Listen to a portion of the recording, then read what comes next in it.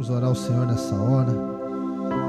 Pai amado, nós oramos e pedimos que o Teu Espírito nessa noite venha sobre nós, trazendo o espírito de revelação, de sabedoria, do pleno conhecimento de Cristo. Nós sabemos que o Senhor nos escolheu, nós sabemos que o Senhor quem nos separou, nós sabemos que o Senhor quem nos elegeu, nós sabemos que a obra consumada do Calvário nos tornou justos. Hoje nós somos justificados pela fé em Cristo Jesus, mas nós sabemos também que há um propósito para se cumprir através das nossas vidas. Nós sabemos que o Senhor nos colocou aqui nesse lugar, Senhor, nessa cidade, nesse litoral, para que algo aconteça através de nós. E a Tua palavra diz que a Tua vontade, Senhor, é que seja aqui na terra como no céu. E nós oramos hoje para que a nossa vida, ela seja esse canal do céu aqui na terra, Senhor, para que nós possamos expressar a natureza divina do Senhor, nós como filhos, nós como aqueles que foram encontrados e transportados do império das trevas para o reino do Filho do seu amor. Senhor, usa a nossa vida, Senhor, transforma a nossa vida, move no nosso interior, transforma a nossa mente, renova ela, Senhor. Senhor, eu creio que cada um que está aqui nessa noite foi conduzido pelo Teu Espírito para estar aqui, e eu peço que o Senhor fale poderosamente ao nosso coração, que nós sejamos transformados nessa noite, que nós sejamos impactados nessa noite, nós sejamos encorajados pelo Teu Espírito, que a nossa vida ela seja transformada, que o Teu Espírito venha sobre nós, ó Senhor, trazendo revelação, trazendo clareza daquilo que o Senhor tem para fazer. Deus, nós sabemos que toda a provisão está em Ti, todas as nossas necessidades são supridas no Senhor. Nós não dependemos das coisas dessa terra, não dependemos desse mundo, nós dependemos única e exclusivamente do Senhor. A Tua palavra é a nossa provisão, a Tua palavra é o nosso alimento, e nós estamos aqui, Senhor, nessa mesa, a casa na mesa, e viemos para receber e compartilhar do pão vivo que desceu do céu. Esse é o pão da vida. Toca-nos poderosamente nessa noite, toca-nos, ó Senhor, poderosamente, para que o Teu nome seja exaltado através de nós, o Teu nome seja glorificado através de nós. A Tua palavra diz que o Teu Espírito, Ele sonda o nosso coração. Oh Deus, sonda o nosso coração nessa noite e traz a provisão para aquilo que o Senhor quer liberar sobre nós, em nome de Jesus. Em nome de Jesus, irmãos. Aleluia. Amém. Amém. Amém. Irmãos, então, como nós temos compartilhado sobre essa perspectiva dessa nova cultura que o Senhor nos insere, desse novo tempo que o Senhor nos insere depois que nós somos encontrados, e vamos viver agora, de fato, a vida da ressurreição. As coisas velhas já passaram e tudo se fez novo. Amém? Tudo se fez novo. Você é a nova criação. E agora há uma novidade de vida para eu e você vivermos.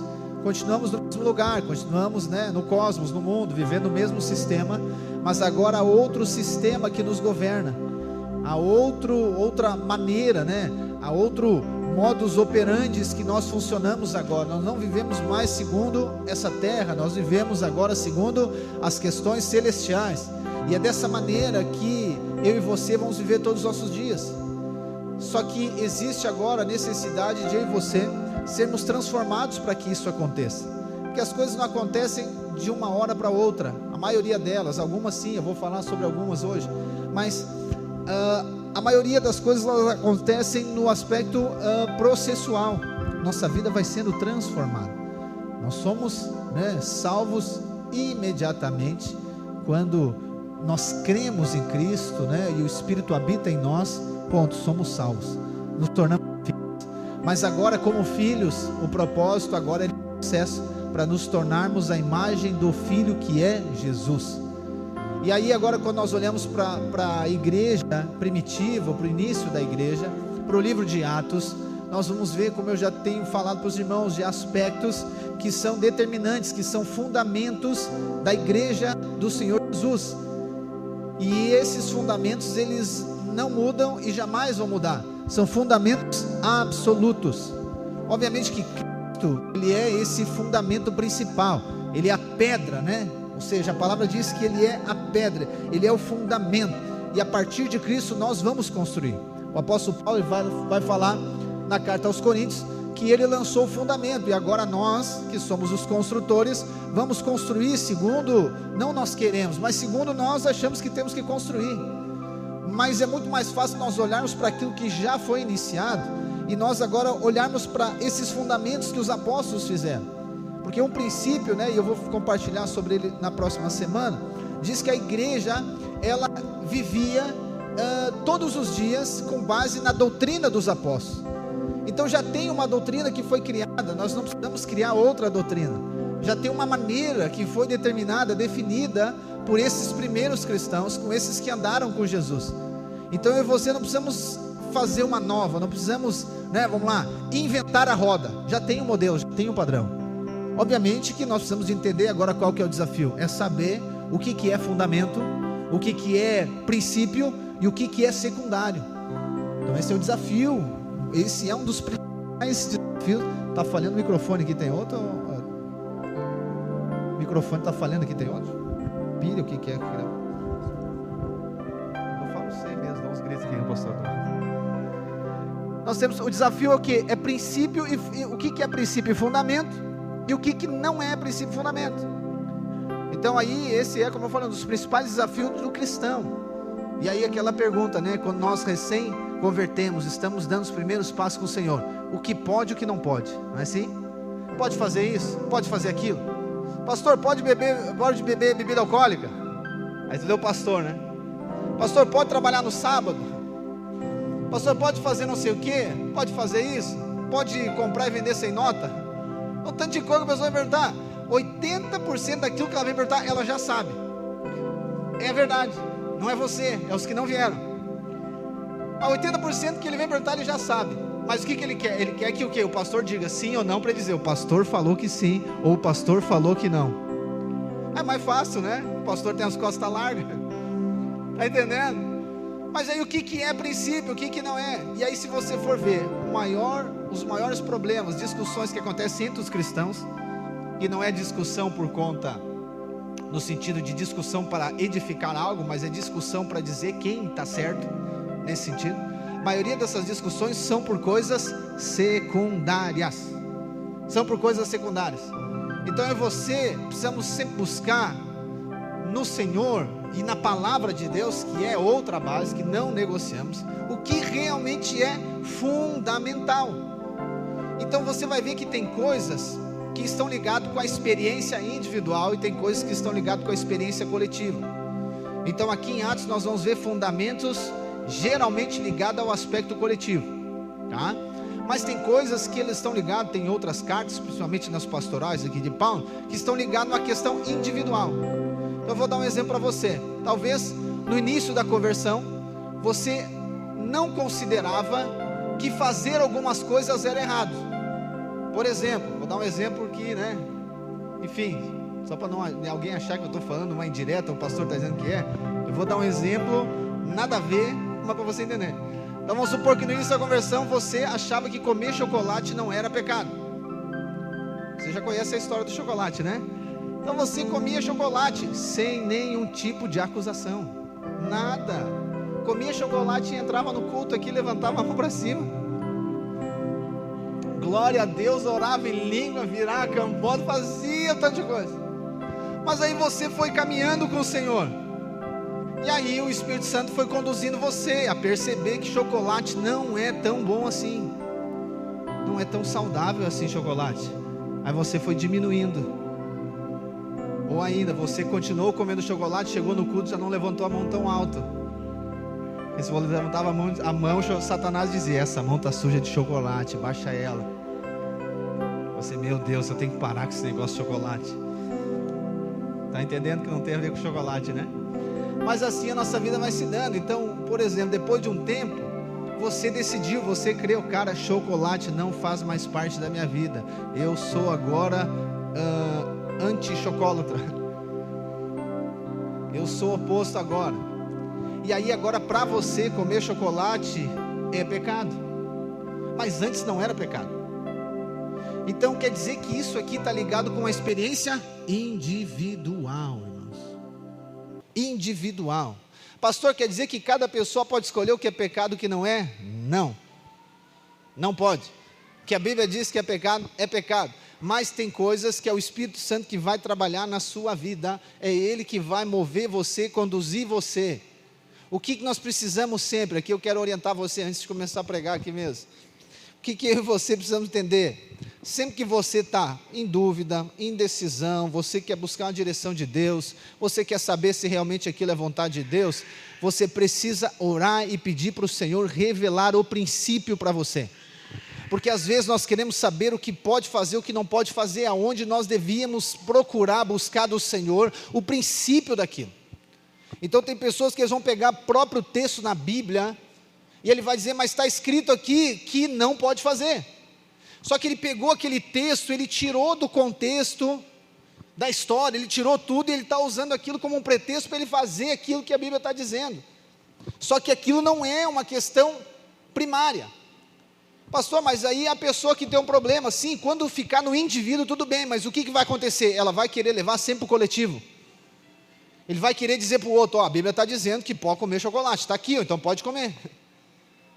Não, e fica para ele, não, ele vai trazer para o outro, ele começa a trazer agora outras coisas, só que isso não são fundamentais. Então eu e você precisamos procurar sempre, irmãos, o fundamento, o princípio, qual que é, porque a Bíblia, irmãos, ela não é simplesmente um livro, não é somente um livro, ou ainda 66 livros, não é somente texto, não é somente literatura, não é somente história, não, existe aqui algo que eu chamo de uma intenção, existe uma questão espiritual, existe uma questão cultural, histórica, existe tudo isso. Então nós não podemos avaliar somente literalmente um texto, não podemos avaliar também sem considerar a literatura, não podemos avaliar sem considerar, ou considerando somente a cultura, mas temos que considerar a cultura. Então o que você precisamos? Precisamos do Espírito nos guiar, para que a gente perceba, porque a pior coisa que tem é quando a pessoa se torna literal, ela se torna literal, ou ainda quando ela não considera o que está escrito também, de maneira literal. Então não é assim, isso aqui não é, né? Eu digo, quando as pessoas, elas gostam de falar que a Bíblia é o manual da vida, ok, eu entendo o que ela quer falar, mas na verdade não é o manual da vida, né? Ou seja, como um manual, o que eu posso fazer, o que eu não posso fazer, ou onde eu vou, não, aí a gente está indo uma questão literal somente. Então a palavra de Deus, ela é o fundamento, ela é a base, é ela que tem autoridade sobre a nossa vida. Só que essa palavra, guarde isso, essa palavra, ela não vai ter ação, atuação na sua vida sem o Espírito, sem o Espírito, porque Deus vai fazer algo através da palavra e do Espírito. Tudo que Deus faz é na palavra e no Espírito. Então eu posso ter o texto da palavra, mas não perceber o Espírito ali, ou eu posso perceber o Espírito, mas desconsiderar o texto, como nós falamos essa semana, não lembro qual foi o salmo que eu compartilhei, né, com os irmãos, não, na verdade nem foi o salmo, perdão, lá no Clube do Livro, que nós estamos finalizando, o primeiro livro. Então diz que, Loren Cunningham, né, no livro que nós estamos estudando, ele diz que jamais a profecia será contra a palavra, jamais o Espírito e a palavra serão um contra o outro, não, eles vão testificar um com o outro, o que a palavra diz, o Espírito testifica, o que o Espírito vai mover, a palavra vai testificar, é assim que funciona. Então eu e você já entendeu que a vida cristã não tem nada a ver com uma religião, você pode fazer, deve fazer, tem que fazer, não tem a ver com fazer certo ou fazer errado, tem a ver com ser guiado pelo Espírito, tem a ver com perceber o Espírito, se alimentar da palavra, se alimentando do Espírito. É por isso que Paulo vai dizer lá em Efésios, não se embriaguem com vinho, mas sejam cheios mas enchei-vos do Espírito Santo, cantando, pregando, compartilhando, é isso, irmãos. Então a vida cristã, ela é um relacionamento, então talvez o que mais próximo nós temos de relacionamento aqui com Deus, são os nossos relacionamentos pessoais, né? Talvez lá no casamento, não vou falar de casamento hoje, não, vou falar só um exemplo. Daí eu paro.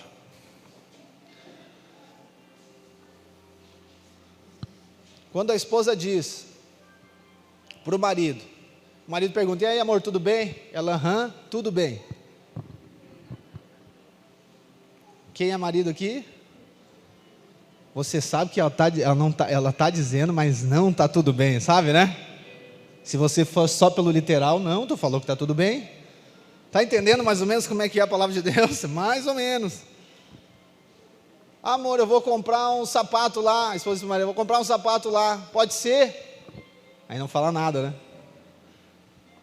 Pode. Mas o pode dele é demorado. Ela diz: na verdade não pode. Não é assim? Viu só?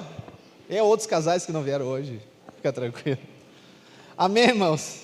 Então eu quero falar hoje sobre algo que está ligado com essa cultura, com esse fundamento da igreja, esse fundamento da vida cristã.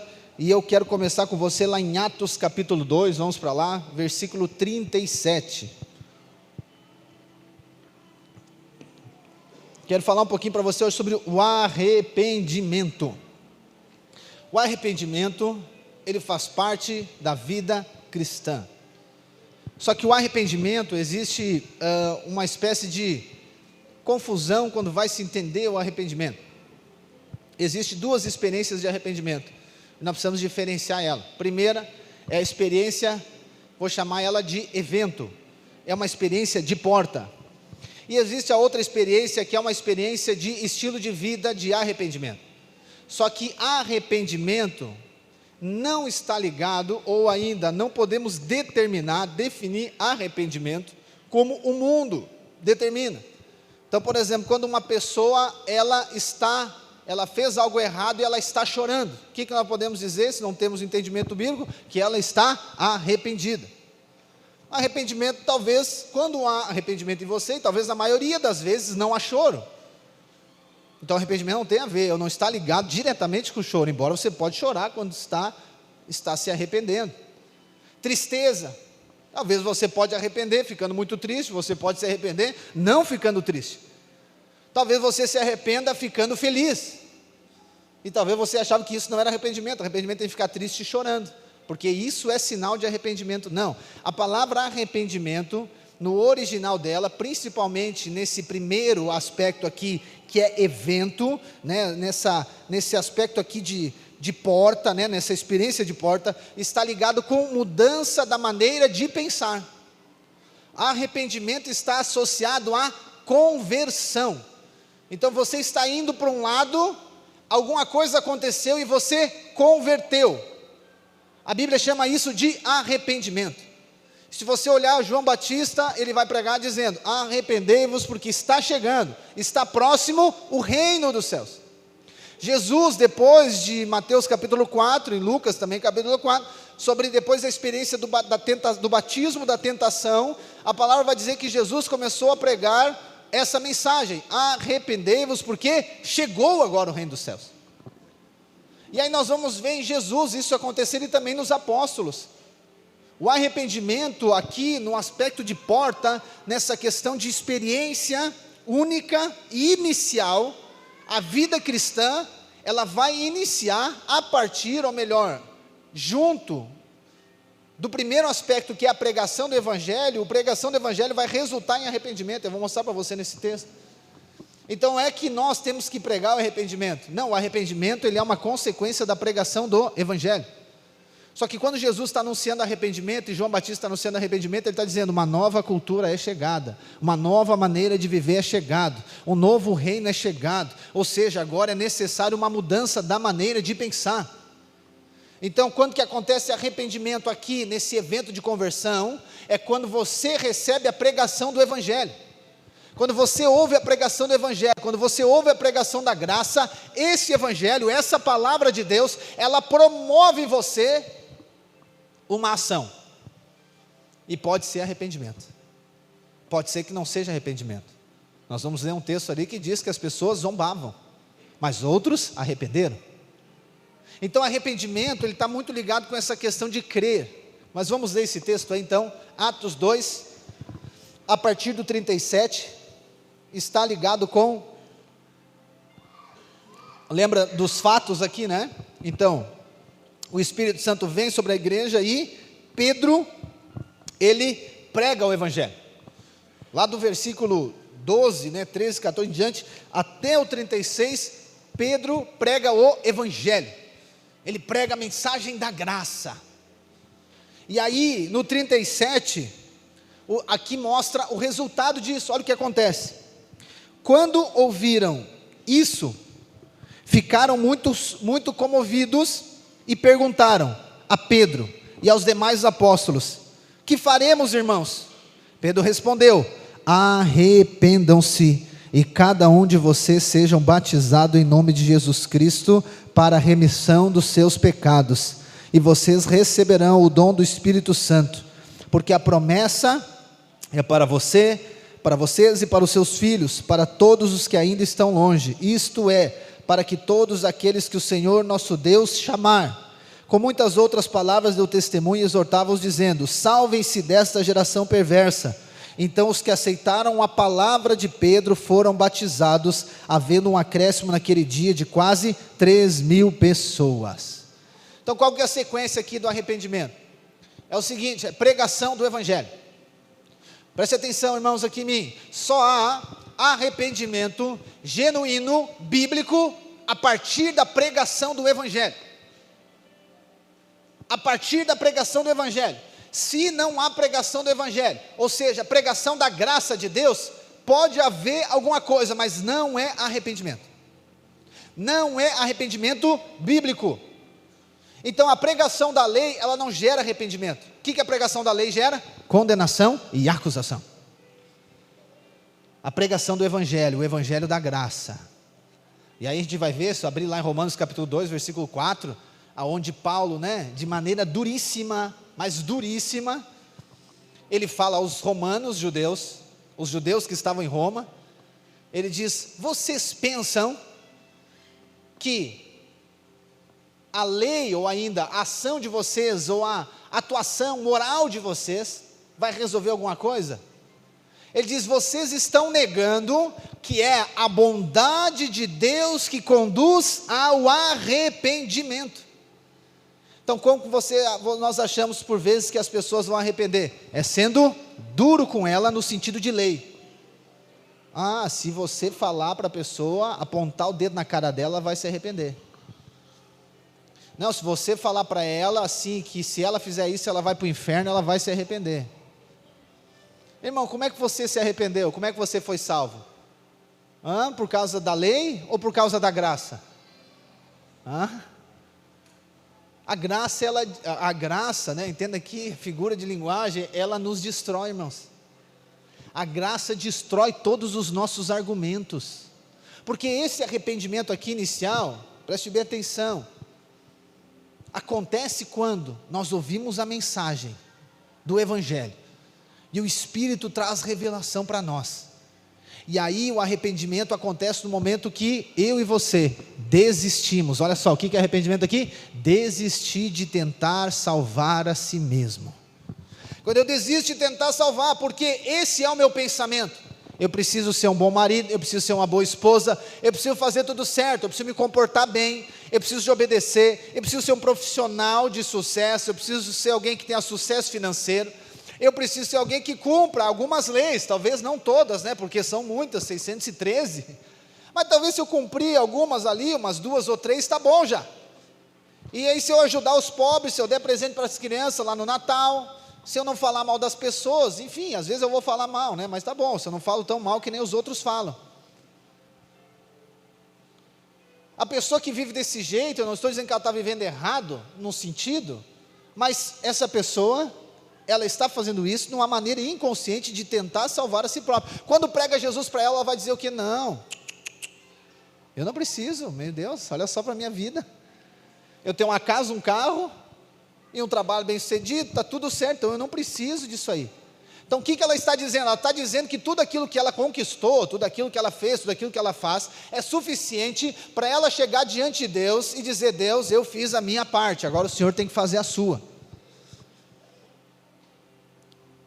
Essa pessoa, biblicamente falando, ela é perversa.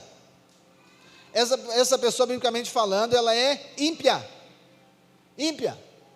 Só que aí o que acontece? Um dia você ouviu a mensagem da graça. Um dia você ouviu a mensagem do Evangelho, que ninguém é salvo pelas obras, que a salvação é pela graça, mediante a fé, e não por obras, para que ninguém se glorie. E aí o Espírito Santo dentro de você começa a gerar algo. Primeiro você fica bravo. A primeira fase é da negação. Eu não sou pecador. Romanos 3, 23, todos os pecados estão destruídos da glória de Deus. Não, eu não sou pecador, olha para a minha vida. E aí a pregação continua da graça. Ninguém será aceito por Deus com base nas suas obras.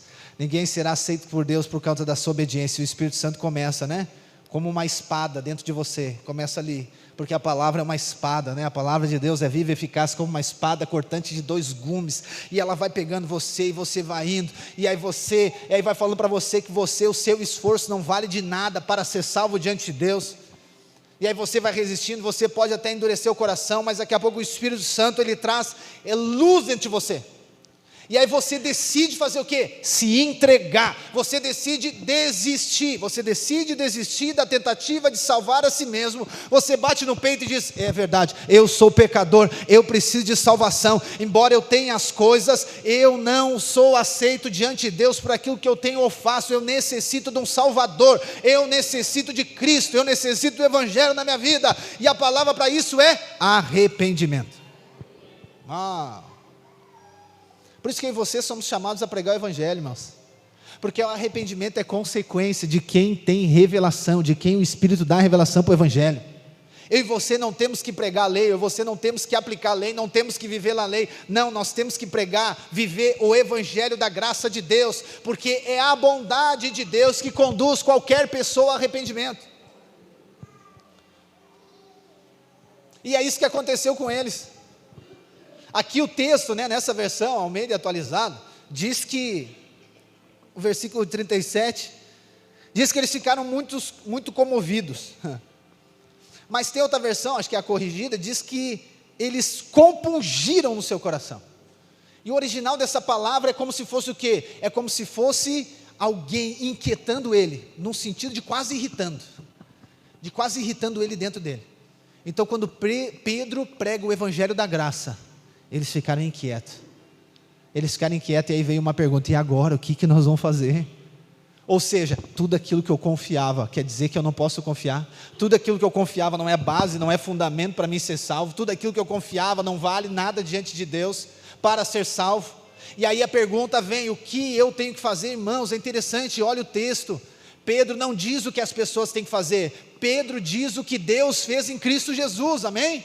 Só que quando eles recebem isso, eles perguntam, o que eu tenho que fazer? Aí Pedro diz, então o que vocês têm que fazer? Vocês têm que mudar a maneira de pensar, ou seja, vocês devem arrepender-se, cada um de vocês deve arrepender, uma experiência individual, você deve arrepender, e depois de arrepender, você vai ser batizado no nome de Jesus, o Nazareno, o Filho de Deus, o que foi enviado, você vai arrepender, você vai batizar, porque é o testemunho público que os seus pecados foram perdoados. Mas Pedro não diz que ele tem que batizar para ser salvo, Pedro não diz que ele tem que arrepender para ser salvo, Pedro ele prega o Evangelho da graça, irmãos, aleluia, como isso aqui é poderoso.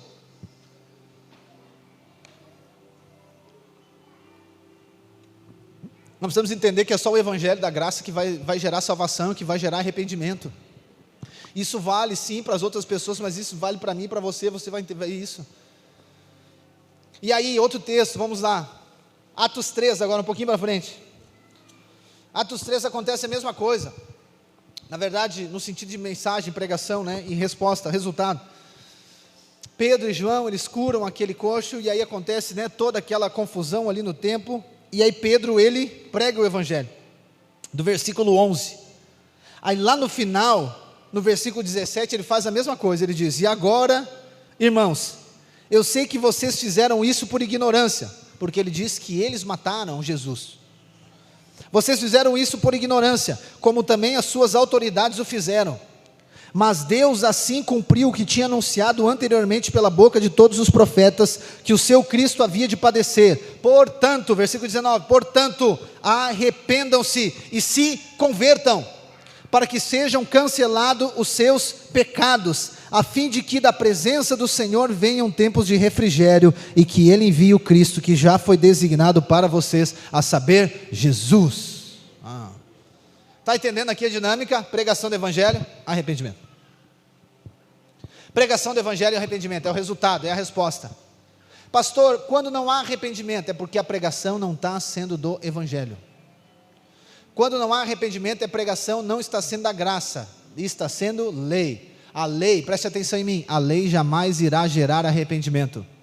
A lei vai gerar peso, condenação, acusação. A pessoa jamais, ela vai conseguir receber de Deus fé para crer em Cristo. Jamais. Porque o máximo que a lei pode dizer é o que você está fazendo de errado. A lei só chega até aqui, ela diz, você está fazendo isso de errado, você está fazendo aquilo de errado. E aí, o que é a tentativa do homem agora, né? A tentativa do homem é o quê? É parar de fazer as coisas erradas. Então eu vou parar de fazer algo errado. Só que esse parar de fazer algo errado não é com base nesse arrependimento genuíno. Não é de dentro para fora, entende? Porque é isso que acontece no arrependimento. O arrependimento não é você querer se arrepender, irmãos. E aí você sabe, a sua história foi essa, a história de qualquer um é essa. Não foi eu, não foi você que decidimos nos arrepender, ou que decidimos crer, que decidimos converter, não, foi quando o Espírito Santo, Ele gerou fé dentro de você, foi quando Deus, por conta da sua riqueza de misericórdia, Ele nos deu vida, quando nós estávamos mortos, Deus gerou fé, nos deu fé, né? Eu chamo da fé de Deus para que nós crescemos nele, irmãos, porque eu e você, ninguém saiu certo dia de casa e disse, hoje eu vou me converter, hoje eu vou ser salvo, jamais, nunca, você nem reconhecia que era necessário ser salvo, você nem reconhecia que era pecador, você nem reconhecia, eu e você vivíamos, como Paulo diz, como filhos da ira, filhos da desobediência, de qualquer jeito, de qualquer maneira, embora sabia que alguma coisa não estava certa, mas isso não gerava, não levava você a tomar algum tipo de ação, de atitude, pelo contrário, vivia daquele jeito, estilo Zeca Pagodinho, deixa a vida me levar, vida leva eu, não é assim? É dessa maneira, e aquela história, Deus deu, né, uma vida para cada um, cuidar da sua, mas graças a Deus por conta de Cristo Jesus, que Ele encontrou você, e você ouviu o Evangelho da graça, você ouviu o Evangelho, você ouviu o grande amor que nos amou, você ouviu que Deus nos amou quando nós éramos seus inimigos, que Deus entregou o seu Filho para todo aquele que nele crê, não pereça, mas tenha vida eterna. Você entendeu que Ele entregou o Filho, não para condenar você, mas para livrar você da condenação. Você entendeu que Ele libertou você do império das trevas e transportou você para o reino do seu Filho amado. Você entendeu que sim, Adão, eu e você éramos pecadores, mas agora em Cristo nós somos filhos amados, justificados pela fé em Deus. Irmãos, isso aqui não é natural. O homem natural, ele vai sempre resistir a isso, irmãos. Se não for a ação do Espírito Santo, não há arrependimento.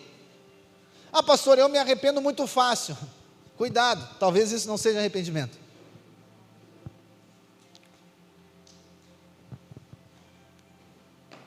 Que nem algumas pessoas que não vieram hoje, elas dizem assim, pastor, mas eu antes de ser crente eu já era muito honesto. Beleza. Não, pastor, antes de ser crente eu já era assim, eu fazia tudo certinho, pastor, só faltava me converter. O que ela está dizendo? Eu estava entubado na UTI, então só faltava eu levantar de lá. Não, o Evangelho é isso, o Evangelho diz que nós estávamos mortos, nem entubar na UTI, morto, sem vida nenhuma. Eu sei que isso confronta nós, né? Até depois de crer, né? Eu percebi o seu olhar aqui para mim. Não, pastor, eu não estava tão morto assim. Mas é isso que a graça faz, ela tira todo o nosso mérito, então quando eu digo que eu já era honesto, ainda tem mérito em mim, irmãos. Quer ver uma pergunta difícil para quem te responder? É perguntar se a pessoa é humilde. Você é humilde? É difícil, né? Porque se você disser que é humilde, talvez você não seja, não é? Você já não está sendo humilde na sua própria resposta. Se você disser que é. E se você disser que não é também, mas eu acho que eu sou. Aí fica uma confusão, não fica? Parou para pensar aí se você consegue responder? Pastor, o que faz? Como é que responde? Eu gosto muito do apóstolo Paulo. O apóstolo Paulo, ele diz assim: eu sou o pior dos pecadores, mas pela graça eu sou o que sou. Se a pessoa perguntar, você é humilde? Olha, eu sou o menos humilde de todos, mas pela graça eu sou o que sou, por causa de Cristo Jesus. Aí nós vamos entendendo aqui o processo de arrependimento. Lá em Atos 17, vamos ler mais esse texto também, irmãos? Atos 17, 22. Paulo está na Grécia, em Atenas. Em Atenas, Paulo, ele fica um tanto inquieto, porque haviam muitos deuses, muitas imagens. E aí o texto bíblico diz que Paulo ficou inquieto com aquilo, ele ficou, no sentido nervoso. Ele disse, cara, eu preciso fazer alguma coisa. Como que eu vou pregar o evangelho no meio dessa idolatria aqui? E aí ele chegou diante de uma imagem lá que estava assim: ao Deus desconhecido. E aí no versículo 22, ele diz assim: então Paulo, levantando-se no meio do aerópago, disse: senhores atenienses, percebo que em tudo vocês são bastante religiosos, porque andando pela cidade, observando os objetos de culto que vocês têm, encontrei também um altar no qual aparece a seguinte inscrição: ao Deus desconhecido. Pois esse que vocês adoram sem conhecer é precisamente aquele que eu lhes anuncio, o Deus que fez o mundo e tudo o que nele existe, sendo ele Senhor do céu e da terra. Não habita em santuários feitos por mãos humanas, nem é servido por mãos humanas, mas como se precisasse de alguma coisa, pois ele mesmo é quem a todos dá vida, respiração e tudo mais. De um só homem fez todas as nações para habitarem sobre a face da terra, havendo fixados os tempos previamente estabelecidos e os limites da sua habitação, para buscarem a Deus, se porventura tateando o possam achar, ainda que não esteja longe de cada um de nós, pois nele vivemos, nos movemos e existimos, como alguns dos poetas de vocês disseram, porque dele também somos geração. Portanto, visto que somos geração de Deus, não devemos pensar que a divindade é semelhante a ouro, prata e pedras, trabalhados pela arte e imaginação do homem. Deus não levou em conta os tempos da ignorância, mas agora ele ordena a todas as pessoas e em todos os lugares que se arrependam, porque Deus estabeleceu um dia em que julgará o mundo com justiça por meio de um homem que escolheu e deu certeza disso a todos, ressuscitando dentre os mortos. Uau, irmãos, que aula de evangelismo, né? Meu Deus. Então a gente vai ver que o apóstolo Paulo está lá num ambiente de idolatria, só que ao invés dele atacar a idolatria, o que ele faz? Ele prega o evangelho da graça. Ô irmãos, como que nós precisamos aprender com isso? Como nós precisamos aprender com isso? Porque a lei diz o quê? Vamos usar a lei aqui. A lei diz o quê? Não farás para ti imagem de outros deuses. Não. Então se Paulo vai pregar a lei, o que ele vai dizer? Primeira coisa, ele já vai apontar o dedo dizendo: gente, isso aqui está fora, estão fazendo imagem de outros deuses, é por isso que a vida de vocês não vai para frente, é por isso que você não salva, porque está tudo errado. Isso vale para mim e para você. Quando nós formos pregar o evangelho para alguém, quando você for pregar o evangelho lá para o seu colega de trabalho, para o seu vizinho, para o seu parente, para qualquer pessoa, e a pessoa está lá, tem uma imagem desse tamanho na casa dela, não chute, não quebre, não fale nada. Não faça isso, faça como Paulo. Não fale não fale desses deuses. Não fale com base na lei. Não tente acusar, condenar. Não, fale do evangelho da graça. Fala de Cristo. Fala daquilo que Deus fez em Cristo Jesus, irmãos.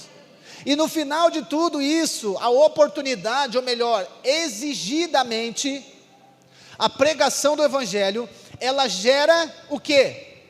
Uma resposta. Não vou continuar lendo o texto, depois você lê em casa, como tema de casa, é o quê? A palavra aqui vai dizer que muitos creram, mas muitos zombaram.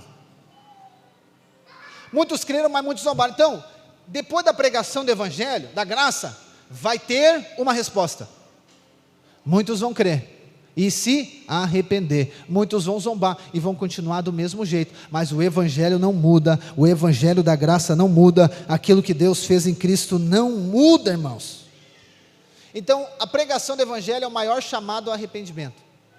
Então, se você quer que alguém conheça o Senhor, se você quer conduzir alguém ao Senhor Jesus, pregue o evangelho da graça para essa pessoa.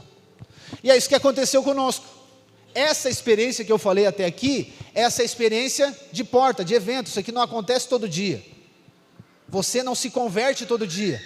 Preste bem atenção nas minhas palavras. Você não se converte todo dia. Você converteu uma vez só. Porque você estava indo para a condenação eterna. Mas por conta do evangelho da graça, você converteu. E você agora está no reino do Filho amado. Aleluia! Você não converte mais, porque se você for converter agora, você vai para onde? Vai voltar para lá de novo? Não, a conversão é uma vez só. Uma vez filho, sempre filho. E não tem mais maneira disso mudar, aleluia. Mas agora entra o arrependimento como o estilo de vida, que está ligado com o processo. Então a vida cristã, ela continua sendo, ou melhor, nem continua, ela deve continuar sendo uma vida de arrependimento. Mas não arrependimento como conversão agora, mas o arrependimento como transformação, crescimento, desenvolvimento e edificação. E eu vou mostrar alguns textos para você. O primeiro, tão conhecido por nós, lá em Romanos 12, abra lá.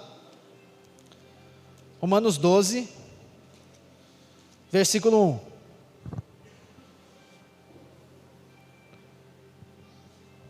Você já converteu agora, amém? Você arrependeu, você é filho de Deus, você é amado.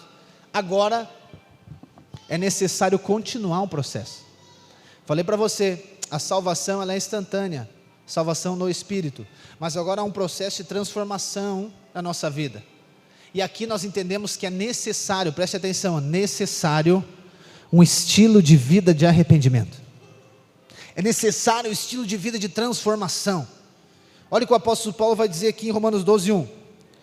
Portanto, irmãos, pelas misericórdias de Deus, peço que ofereçam o seu corpo como sacrifício vivo, santo e agradável a Deus. Este é o culto racional de vocês. E não vivam conforme os padrões deste mundo, mas deixem que Deus os transforme pela renovação da mente, para que possam experimentar qual é a boa, agradável e perfeita vontade de Deus. Então nós vimos naquele primeiro aspecto do arrependimento, que é a palavra que gera arrependimento, amém? Mas agora nesse segundo aspecto, de arrependimento como transformação, o que vai gerar isso também é a palavra de Deus. A provisão continua sendo a mesma. Então a palavra de Deus, o evangelho da graça, gerou arrependimento para a conversão. O evangelho, a palavra da graça vai conduzir e vai nos conduzir e nos levar a esse caminho de transformação também. Porque qual que é a ideia de muitas pessoas? Então, o Senhor me salvou, mas agora para ser transformado, sou eu que tenho que fazer. Esqueça essa ideia. Porque da mesma maneira que a lei não gera arrependimento para a conversão, a lei não gera arrependimento para transformação. Não caia nessa cilada maligna, porque é a tentação do crente, né? Lembra que nós estudamos aqui o livro de Gálatas, a carta aos Gálatas, falamos da revolução da graça, e eu falei para você que o cristão ele tem um transtorno compulsivo obsessivo. E qual que é esse? De ficar olhando para si, chamado de introspecção, achando que olhando para si, olhando para os seus defeitos, olhando para suas falhas, olhando ou ainda para as suas virtudes, ele vai ser conduzido à transformação. E esqueça, não vai gerar transformação, não vai gerar crescimento. Enquanto a conversão está ligado com mudar a maneira de pensar, Agora, esse arrependimento aqui, nesse outro aspecto, está ligado com a transformação, e não é somente a transformação da minha maneira de pensar, está ligado com a minha transformação, porque a maneira de eu pensar, ela vai determinar a mudança no meu estilo de vida, irmãos, porque se não mudar a maneira de pensar, não vai mudar a maneira de agir, amém? Então eu mudar minha maneira de agir, eu preciso mudar minha maneira de pensar, que a minha maneira de pensar vai me transformar, e aí vai mudar a minha maneira de agir, e essa transformação ela acontece de dentro para fora, quando você ouve a mensagem do Evangelho, quando você ouve a palavra da graça, quando você ouve aquilo que Cristo fez, e você entende que aquilo ali é provisão para você, porque todas as coisas, irmãos, acontecem pela graça, mediante a fé. Então não é quando você se esforça, lembra lá na salvação, as pessoas elas se esforçam para ser salva, e quando que eu arrependo? Quando eu arrependo, eu desisto de me esforçar, e eu recebo aquilo que Ele fez, amém? Vou dar um exemplo para você, no aspecto de transformação, alguém que se esforça para perdoar, você conhece alguém assim? Pastor, eu estou tentando perdoar, já desiste agora, já desiste, porque quando você está tentando, é você que vai fazer, a fé vai ser em você, porque quando você perdoar, você vai dizer assim, eu consegui perdoar, tá bom, Jesus não precisa, Ele fica sentado ali do lado, a graça não precisa, então é você, então é se você que perdoou, o que acontece, quando você quiser tirar o perdão, você diz, tá, não perdoou mais, que nem criança, já viu? Criança quando joga bola na rua, não é assim? Os gremistas e os colorados, os gremistas estão lá ganhando, os colorados querem pegar a bola e ir embora, porque estavam perdendo o jogo, nem sei quanto é que ficou o jogo, terminou? Tem jogo hoje não? 2-2? Não? Pá, olha aí cara, Deus me usando aqui, eu nem sabia do resultado, estou brincando, eu sabia sim, olha só, podia aproveitar, né?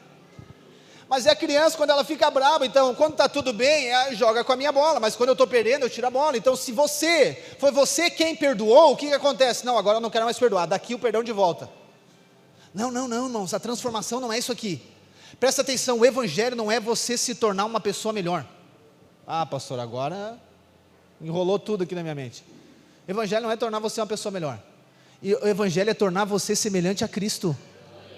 Ah pastor, mas você tem que ser, eu ouvi uma pregação esses dias, que o pastor disse que eu tenho que ser a minha melhor versão,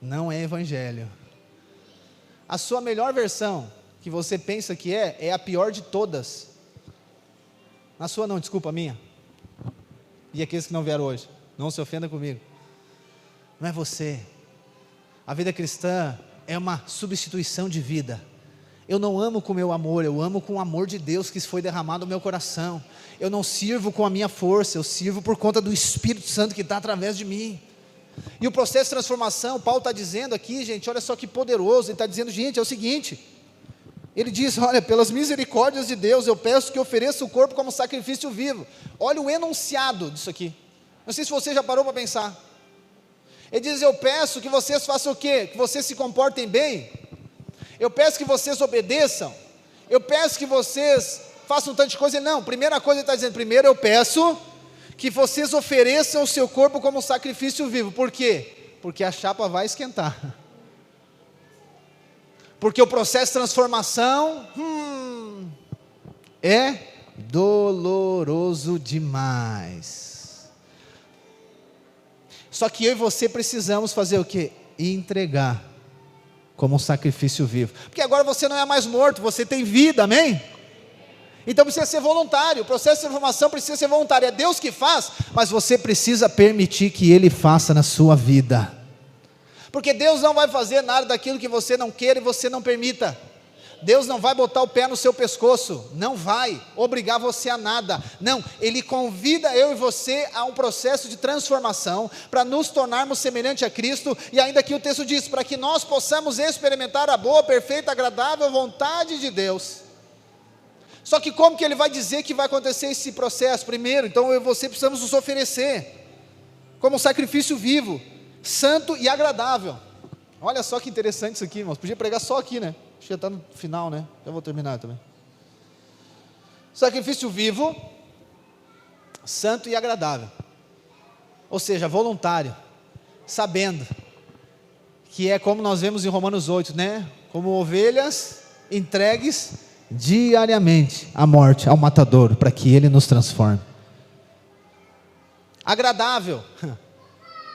Não é aquela coisa, né, que nem a criança, né? Exemplo de criança é o melhor. Você diz para a criança sentar, lembra do carro, né? Criança em pé atrás aqui no carro. E o pai disse: senta, senta. Senta, senão eu vou te dar uma chinelada. Senta, senão eu vou te dar uma chinelada. Aí o pai pegou o chinelo, um 43, 4.3, o gurizinho sentou. Imagina, com 43 na mão, quem não vai sentar, né? Até eu sentaria. Aí ele diz assim, ó: eu estou sentado por fora, mas por dentro eu estou em pé. Isso não é sacrifício vivo, santo e agradável. Não é isso, e não é isso que Deus quer. Não é dessa maneira. Não é uma questão voluntária. Você entende que Ele vai transformar você. Você deseja que Ele transforme você. E aí você vai passar pelas situações, tribulações. Você vai passar pelo processo de ser moldado por Ele, sim. Mas é uma questão voluntária e agradável.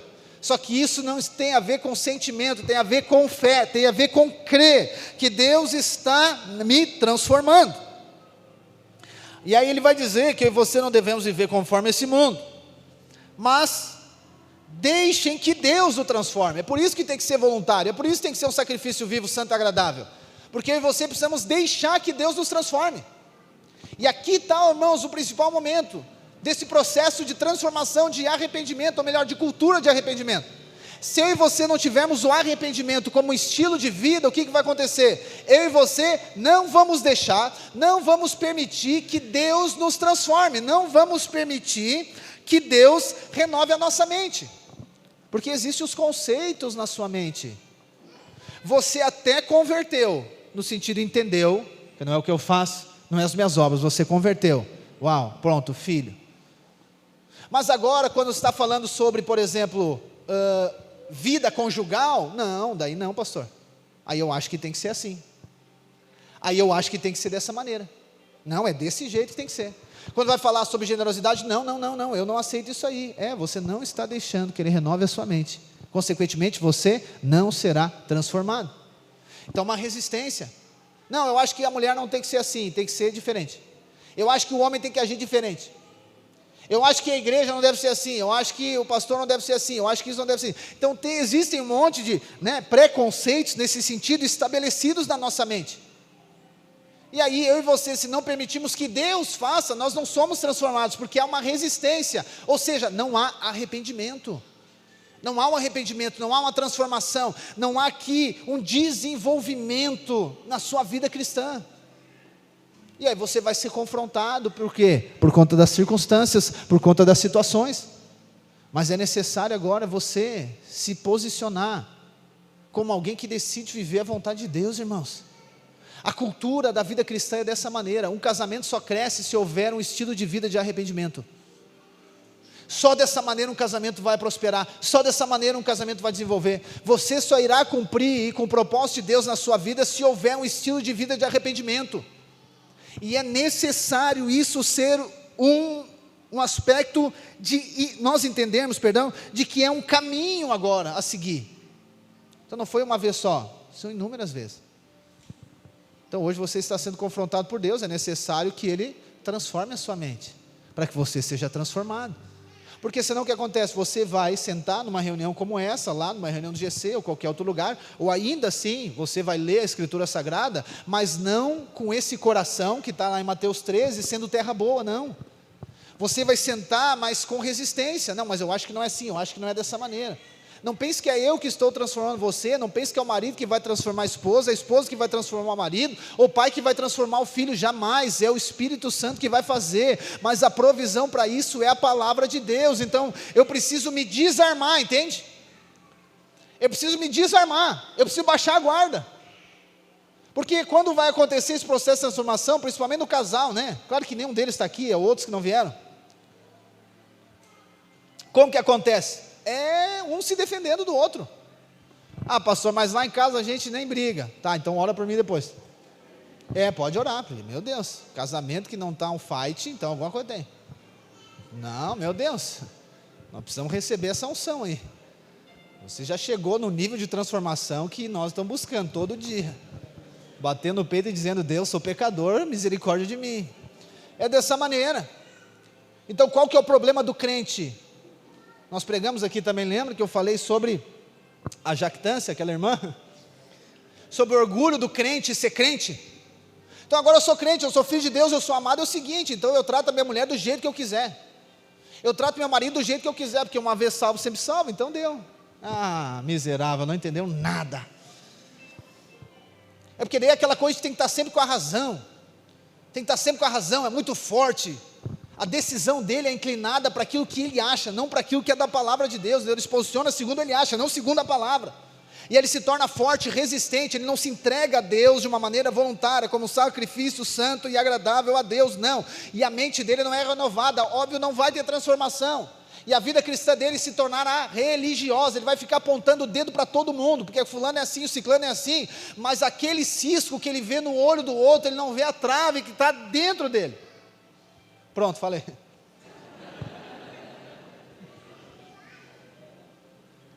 É muito fácil, pode cuidar daquela pessoa que fica sempre apontando para os outros. Irmãos, é aquele meu testemunho da escola, lembra? Não tem espelho em casa. É isso. E está entendendo? E como que vai viver agora? Voltando para o aspecto da igreja. Como que vai ser igreja assim, irmãos? Se não estiver disposto a todo dia arrepender, todo dia ser transformado, como que vai ser igreja? Como que vai viver casado assim, irmãos? Deus que me livre. Uma coisa muito forte, rígida. Imagina, é só botar um ringue então, em vez de um sofá na sala, bota um ringue. Bota um ringue, porque vai ser assim o casamento, já estou dizendo para você. Ah, pastor, parece lá em casa. Pois é, porque ninguém se arrepende lá. Ninguém bate no peito diante do Senhor, dobra o joelho e diz: Senhor, eu me entrego a Ti, é o Senhor que está me transformando. Mas não, é mais fácil falar do marido, é mais fácil falar da esposa, é mais fácil falar das pessoas, apontar dedo para todo mundo, do que reconhecer que é Deus que está permitindo, promovendo as circunstâncias para que nós sejamos transformados, irmãos. Aí a vida cristã vai fazer sentido para você, porque senão se torna muito chato, é mais um culto, é mais uma coisa, é mais um GC, é mais uma reunião, é mais um negócio, que coisa mais chata, religiosa, ritualística, assim. É porque você não decide permitir que Deus transforme você. Paulo tem uma definição fantástica, eu quero ler com você lá em Filipenses 3, vamos para lá. Filipenses 3. Para mim essa definição aqui é o que nós devemos aplicar na nossa vida. Filipenses 3:12. Olha só, essa aqui deve ser a perspectiva daquele que tem um estilo de vida de arrependimento, de transformação, crescimento, desenvolvimento. Versículo 12, Paulo diz: não que eu tenha recebido isso, ou já tenha obtido a perfeição, mas prossigo para conquistar aquilo, para o que também fui conquistado por Cristo Jesus. Irmãos, quanto a mim, não julgo havê-lo alcançado, mas uma coisa faço, aleluia, esquecendo-me das coisas que ficaram para trás, e avançando para as que estão diante de mim, prossigo para o alvo, para o prêmio da soberana vocação de Deus em Cristo Jesus. Todos, pois, que somos maduros, tenhamos este modo de pensar. Se em alguma coisa vocês pensam de modo diferente, também isso Deus revelará para vocês. Seja como for, andemos de acordo com o que já alcançamos. Esse é o estilo de vida do cristão. Então você está no processo de transformação, então você tem que viver a partir daquilo que você já foi transformado, amém? Você não deve voltar lá, porque eu sei que é esse o desafio para você, e para mim também, para nós, no caso. É porque quando você erra, você falha, ou alguma coisa não está acontecendo certo, a tentação é voltar lá para a primeira casinha do jogo, não é? Então eu não sou crente em nada, não sirvo para nada, nem para ser crente. Então é o seguinte, é melhor tu casar com outra mulher, não é assim que diz? As pessoas dizem. É melhor tu casar com outro homem, porque eu não te faço feliz mesmo, e tal, nosso casamento foi um erro, e já confunde tudo, irmãos.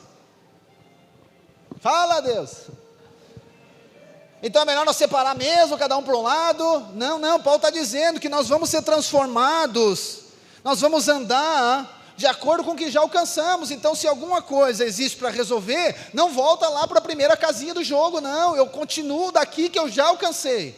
Então eu já tenho uma revelação, já houve transformação na minha vida, então eu estou reconhecendo isso, não como glória minha, mas aquilo que Deus fez. Então eu sei o que eu sou o que sou por conta da graça de Deus, mas eu vou daqui para frente, irmãos. Isso precisa ser uma cultura para mim e para você. Esse é o estilo de vida do cristão, uma cultura de crescimento, uma cultura de desenvolvimento, prosseguindo ao alvo que é Cristo Jesus. Isso aqui você pode aplicar em todas as áreas da sua vida, todas as áreas da sua vida, financeira, conjugal, ministerial, qualquer coisa você pode aplicar isso aqui no seu trabalho. É sempre para frente, é sempre para frente. O Senhor está transformando você, é Ele que está conduzindo você. Então sempre você vai ser direcionado pelo Espírito para avançar. Preste atenção, Deus nunca vai fazer você voltar, sabia? Jamais Deus faz você voltar, não. A palavra diz que Deus não tem prazer em quem retrocede. Deus não tem prazer em quem retrocede. O prazer de Deus é em levar você a avançar. Só que esse avanço está ligado com essa transformação. Então pare com a ideia de ficar brigando com as circunstâncias, de ficar brigando com as situações e querer voltar lá para o começo de tudo. Não, você já está.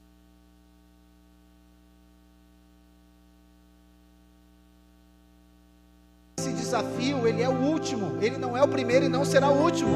Mas entenda que esse desafio, essa tribulação, essa circunstância é para que você avance, você cresça, você desenvolva. Deus quer fazer com você. Então a crise no casamento não é para terminar o casamento, é para levar o casamento a crescer. Diga amém, por favor. Obrigado. Está entendendo? A crise no trabalho, na empresa, não é para você desistir de tudo, não. É que Deus quer levar você a crescer. E eu e você só vamos crescer quando tiver num ambiente de pressão, num momento de pressão. A pressão que leva a crescer. Por isso que Paulo diz que é como sacrifício vivo. É isso, irmãos. A minha carne quer fazer o quê? A minha carne quer jogar o marido da escada para baixo. Seu caso, não, no caso de outras pessoas. Não, pastor, a minha vontade é chutar tudo e atravessar o mar caminhando assim, ó. Minha vontade é começar a caminhar aqui na beira da praia e ir, sei lá onde eu vou parar, lá em Solidão, acho, Mostarda, vamos embora. É por quê? Porque a natureza, a carne quer fugir da pressão. E como se foge da pressão? Apontando para o outro, apontando para as circunstâncias, e não percebendo que aquela pressão é para transformar.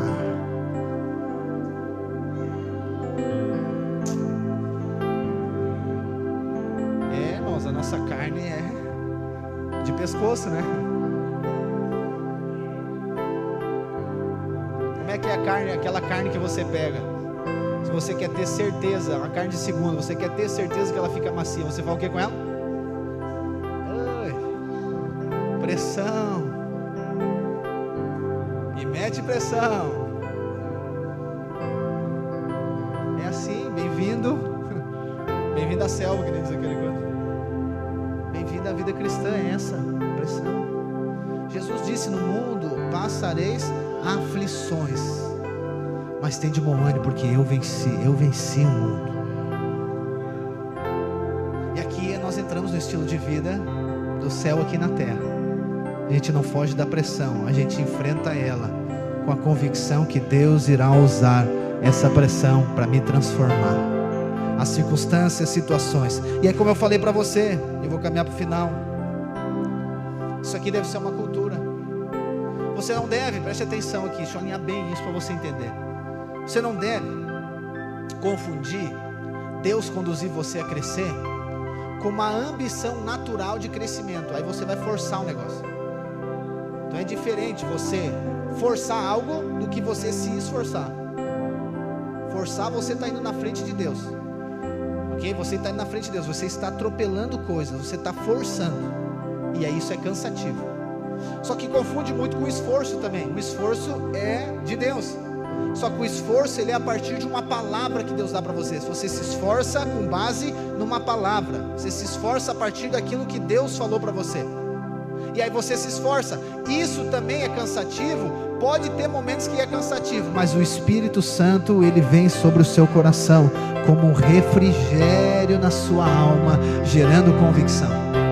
Só você olhar para a vida dos apóstolos. O apóstolo Paulo, ele está preso em Jerusalém.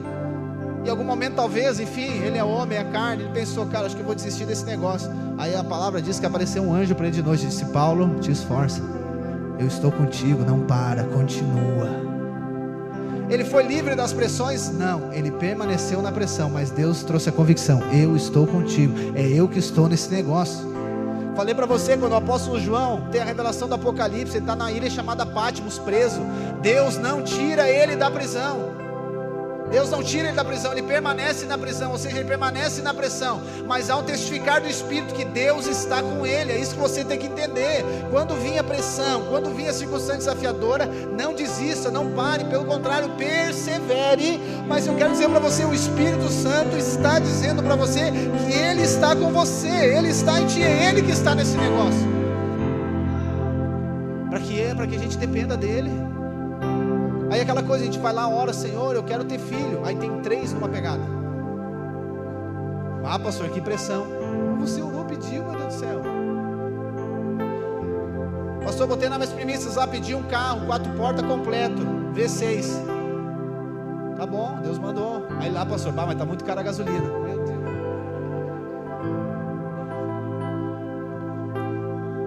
Não, pastor, não dá, eu acho que não foi de Deus. Acho que Deus quis fazer uma pegadinha comigo.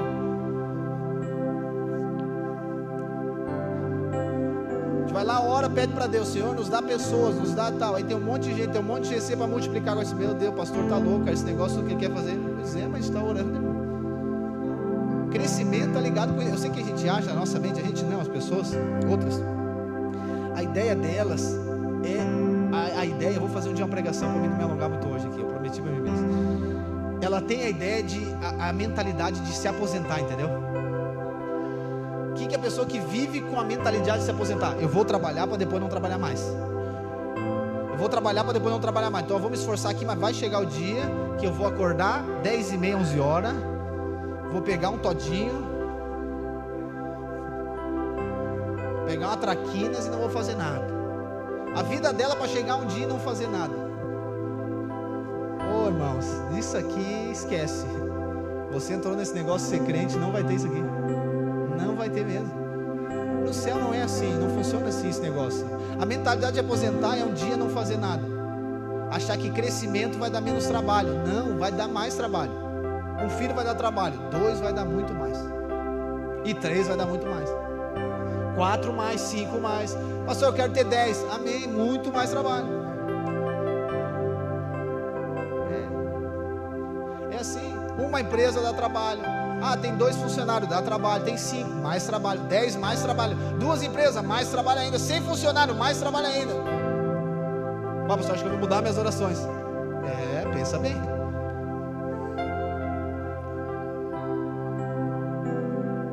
Só que, qual que é a diferença? Quando está alinhado com o propósito de Deus, Ele tem provisão para isso acontecer. Se o propósito de Deus é ter 3, 4, 5, 10 filhos, pode saber que vai ter provisão para isso acontecer. Você precisa de crer. Se é propósito de Deus você ter uma empresa, 2, 10 empresas, 50 empresas, se for de Deus, pode saber que vai ter provisão para isso. Mas eu e você estamos aqui nesse lugar, né, de tensão, para que sejamos transformados e cumprir com o propósito de Deus. Eu quero finalizar com um texto que está lá em 1 Pedro. Vamos abrir lá? Finalizar aqui. 1 Pedro 2. Então essa cultura de arrependimento é necessário, porque isso nos mantém, irmãos, isso nos mantém humilde de espírito, sabe? E como isso é importante. Às vezes as pressões, elas são permitidas sobre a sua vida para que você clame a Ele e permaneça numa posição de dependência de Deus, com humildade de espírito. Porque nós na nossa carne, nós temos uma tendência que não é de Deus, uma tendência de nos vangloriar, uma tendência de deixar Deus do lado e a gente que é forte agora. Eu que faço, é eu que sei, eu que sou. E quando vem a pressão, quando vem as circunstâncias, e a gente tem essa cultura de arrependimento, a gente fica sempre como Maria, aos pés do Senhor Jesus, humildade de espírito, buscando do Senhor. Oh Deus, o que o Senhor está me ensinando, o que o Senhor está ministrando na minha vida. Esse estilo de vida de arrependimento também, ele me tira desse estágio, né? Ou seja, desse lugar que é de uma acomodação religiosa. Então eu já sou salvo, eu sou filho de Deus, eu vou no culto, na reunião do culto, eu vou no GC, e tá bom, e às vezes eu até falo de Jesus para alguém, tá bom, ok, não minto, não roubo, sou dizimista e ofertante, ponto. Mas aí, se nós temos o estilo de vida de arrependimento, o Espírito Santo sempre vai estar nos conduzindo aí além, para ir mais. Ele vai dizer que existe mais, ele vai sempre nos conduzir a buscarmos o reino, ele sempre vai nos conduzir a fazer a vontade de Deus, ele sempre vai nos promover a isso. Esse estilo de vida de arrependimento também vai nos libertar, irmãos, de uma mentalidade carnal, natural, mundana, que é isso que a nossa mente é mundana, e agora é o Espírito Santo que vai nos conduzir à transformação, e a nossa mente, ela vai sendo transformada, e como eu falei para você, é o nosso estilo de vida. Só que isso, irmãos, acontece a partir da palavra de Deus. E aqui eu quero trazer para você isso aqui, a palavra de Deus que vai promover isso aqui em nós, a palavra de Deus que vai promover crescimento, vai promover desenvolvimento, a palavra de Deus que vai nos conduzir a avançar, a palavra de Deus que vai nos levar à transformação, a palavra de Deus, ou seja, o Evangelho da graça, é isso que vai nos conduzir. A palavra de Deus é ela que vai fortalecer você no dia mal, sabia? Porque vai chegar no dia mal, não vai ter talvez uma pessoa para abraçar você, no dia mal não vai ter um sorriso, no dia mal você vai estar abatido na sua alma. E o que vai sustentar você? A palavra que Deus deu para você, a palavra de Deus. Quando você for agora entender o plano de Deus na sua vida, você vai entender que está ligado como uma edificação. Nós estamos juntos numa edificação, mas não é uma edificação que Deus está fazendo na sua vida. Você, o seu casamento, a sua vida profissional, é como se fosse uma edificação, uma imagem de uma casa. Então é como se fosse uma pedra, vai conduzindo, uma pedra vai sendo levantada, ali vai sendo levantado algo. Só que a pedra que foi colocada por baixo, ela é a base para a próxima de cima, entendeu? E é assim que Deus vai edificando, é assim que edificando, e assim a palavra que Deus dá para você. Essa palavra é como se fosse uma pedra que foi colocada ali. Então quando você começar a edificar, e vai vir resistência, e vai vir tribulação, firme-se naquela pedra que você recebeu antes, que Deus falou para você. No dia da crise, do conflito, no dia mal, você precisa lembrar da palavra que Deus falou ao seu coração, da palavra que Deus falou ao seu espírito. Você deve estar firmado nela. O Senhor me falou. No dia da crise do casamento, você deve lembrar da palavra que Deus deu para você. Não, eu e a minha casa, nós vamos servir ao Senhor. No dia da crise financeira, você deve lembrar da palavra, e essa palavra você precisa ser apropriado dela. Não é uma palavra aleatória, vou abrir a Bíblia de olho fechado e botar o dedo. Não, é a palavra que Deus já falou para você e já queimou no seu coração. Essa palavra que sustenta você. Deus deu a palavra para você que Ele vai prover todas as coisas para o propósito dEle. No dia da crise financeira, você vai lembrar dessa palavra. E Ele falou para mim que vai prover, Ele falou para mim que vai ter. Porque, presta atenção, se você não se basear nessa palavra, você vai procurar basear-se nas suas emoções. E aqui nós vamos encontrar um problema, porque as suas emoções vão estar batidas. E aí você vai buscar aqui nas suas emoções, e as suas emoções, elas não podem, preste atenção, não podem ser bases para nada. A sua emoção é a resposta daquilo que você está vivendo, mas ela não pode ser base para você fazer nada. Se você for basear as suas atitudes nas suas emoções, você pode fazer muita coisa errada, porque você vai estar ressentido. Você pode falar um tanto de coisa para gente, para outras pessoas que não tem nada a ver com aquilo que você está vivendo. Mas você precisa voltar para a palavra que o Senhor falou para você. Irmãos, Jesus nos ensinou 40 dias no deserto. Satanás veio para ele e disse: tu está com fome, né? Eu estou vendo, está meio abatido. Então transforma, se tu é filho de Deus, transforma a pedra em pão. O que Jesus levanta e diz?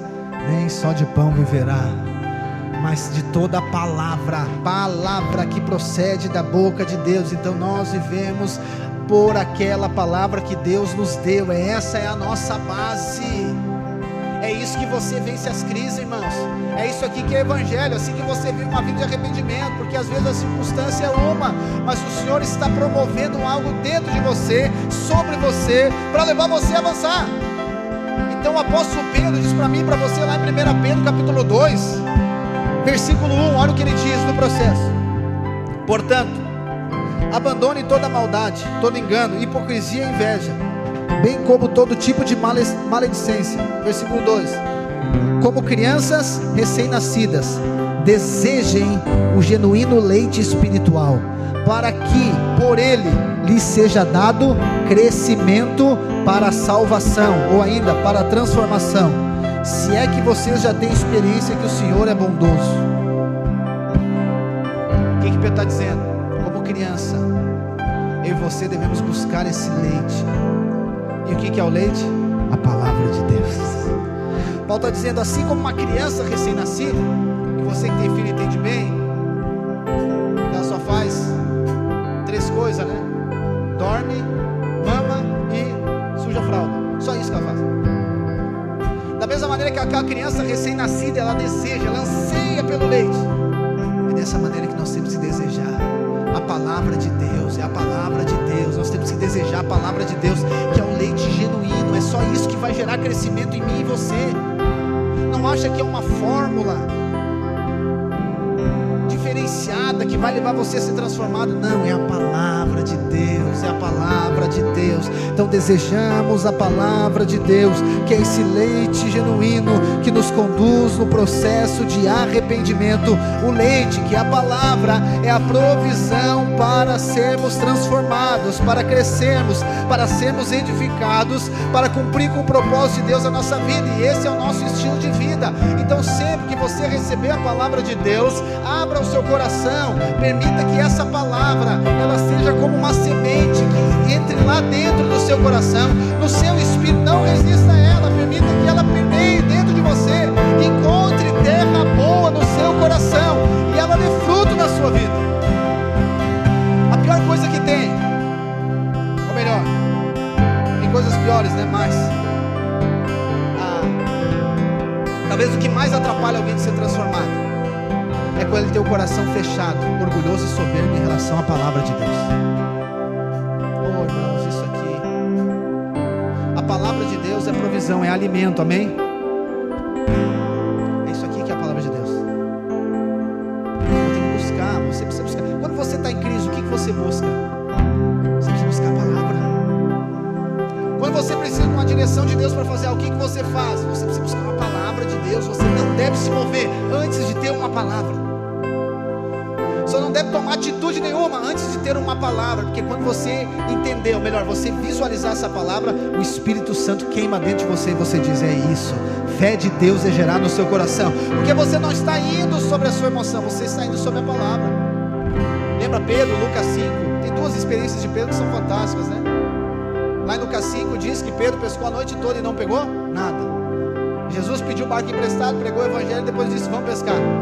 Entrou um pouquinho e disse, joga a rede para o lado de cá. Aí Pedro disse, Senhor, mas nós pescamos a noite inteira e não pegando nada. Mas sobre a tua palavra eu vou lançar as redes. Pedro não lançou as redes em cima do ressentimento dele, em cima da frustração dele, não. Jesus disse, pode jogar a rede. E aí Pedro disse, eu estou frustrado com a noite toda sem pegar nada, mas sobre a tua palavra, Jesus, eu vou jogar essa rede. E o texto diz que ele jogou a rede e ela se encheu. Os discípulos estão dentro do barco, eles veem algo que parece um fantasma, mas era Jesus fazendo uma brincadeira com eles. Jesus era muito legal, né? E às vezes ele parece, né? É assim conosco também, né? Às vezes a gente acha que é um fantasma, mas é Jesus, né? Às vezes a gente acha que é o diabo aquela circunstância, mas é Jesus que está no meio dela. Às vezes a gente não vê, né? Essa é outra pregação para semana que vem. Jesus está lá, eles ficam apavorados. E aí Pedro diz, Senhor, és tu? Ele disse, sim, sou eu, Pedro. Se é tu mesmo, me chama para mim ir contigo. Então vem, Pedro. Pedro levanta o barco e sai caminhando. Por quê? Porque ele viu algo? Porque ele ouviu uma palavra.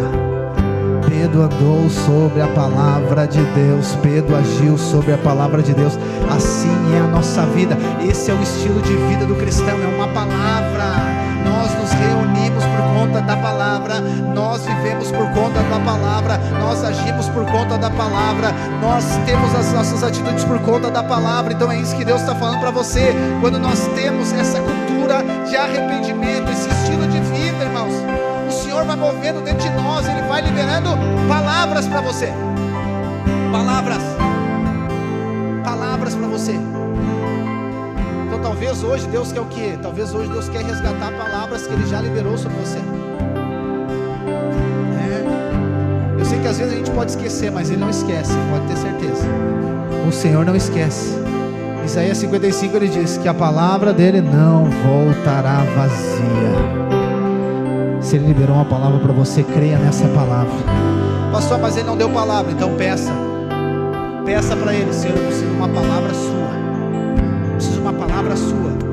Talvez eu e você investimos tanto tempo em outras coisas, de tentar entender as coisas, aonde nós devemos investir tempo em pedir uma palavra para Deus. E a palavra diz que todo aquele que chega nele, Ele não lança pecado por rosto, Ele recebe. Todo aquele que vem até Ele, Ele vai receber. Ele diz: aquele que pede, recebe. Aquele que busca, encontra. Então pede uma palavra, irmãos. Pede uma palavra para Deus. Senhor, me dá uma palavra para isso. Só que também aprenda a reconhecer a palavra dEle para você, né? Mas é outra pregação, né? Mas eu quero dizer que o Senhor está nos conduzindo, irmãos, a vivermos o céu aqui na terra. Ele está nos transformando. Ele está transformando você, a sua vida, o seu casamento. Ele está transformando a sua história. Ele está transformando você, porque Ele vai transformar pessoas através de você. Você foi escolhido por Deus. Você é um canal do céu aqui na terra. Deus planejou você. Você não é um erro, não. Ele planejou você, escolheu você, e Ele está gerando algo dentro de você, para que algo aconteça através de você. A nossa parte é nos oferecer a Deus como um sacrifício vivo. Oferecer: Senhor, eu sou, não o sacrifício, mas eu sou o altar, porque o sacrifício é Ele. A minha vida eu vivo para Ti.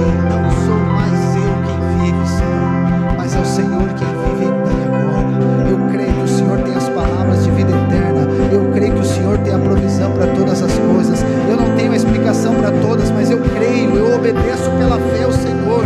Então eu entrego a minha vida para Ti, a minha casa, o meu trabalho, os meus negócios, Senhor, em Tuas mãos, porque eu creio que o Senhor irá me direcionar, o Senhor irá fazer com que o Teu propósito se cumpra através da minha vida. Senhor, eu entrego a Ti. Eu não quero ter reservas diante do Senhor.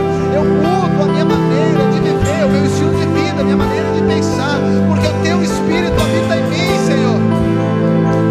Porque é a Tua vontade que vai me conduzir ao arrependimento.